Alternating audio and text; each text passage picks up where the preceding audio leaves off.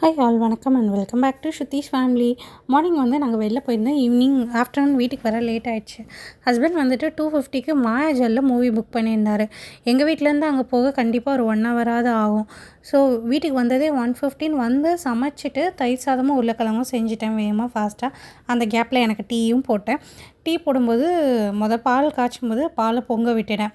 இந்த மாதிரி அவசர அவசரமாக செய்யும்போது கண்டிப்பாக இந்த வேலை நான் பண்ணிவிடுவேன்.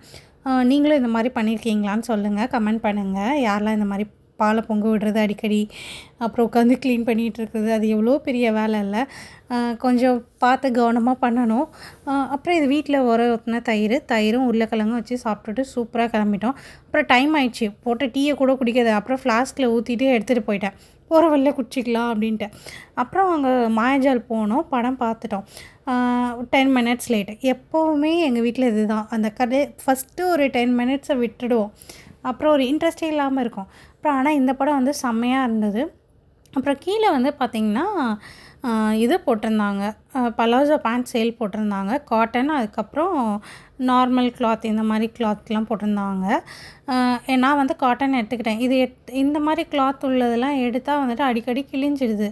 சரி 3 பேண்ட்டு வந்து 999 போட்டிருந்தாங்க, எடுக்கலான்னு பார்த்தா சரி ஒரு தடவை காட்டன் ட்ரை பண்ணி பார்ப்போம் எப்படி இருக்குது ஸ்டிச்சஸ்லாம் அப்படின்ட்டு காட்டன் வாங்கிட்டேன். காட்டன் வந்து ஒரு பேண்ட்டே 400, இன்னொன்று வந்து 550.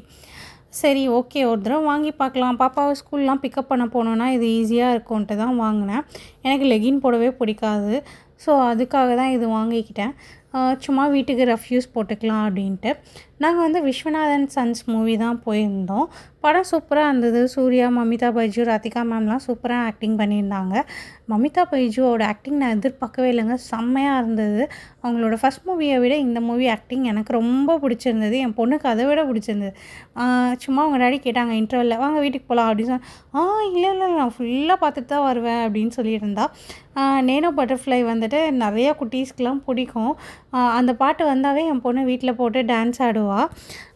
ஸோ படம் ரொம்ப பிடிச்சிருந்தது. என்ன சொல்கிறது, ஒரு குழந்தைய வச்சு தான் கதை ஸ்டார்ட் ஆகுது. அந்த குழந்தை கூட அம்மா அப்பா எப்படி சேர்றாங்க அப்படிங்கிறது தான். உங்களுக்கு இந்த படம் பிடிச்சிருந்தா லைக் பண்ணுங்கள், சப்ஸ்கிரைப்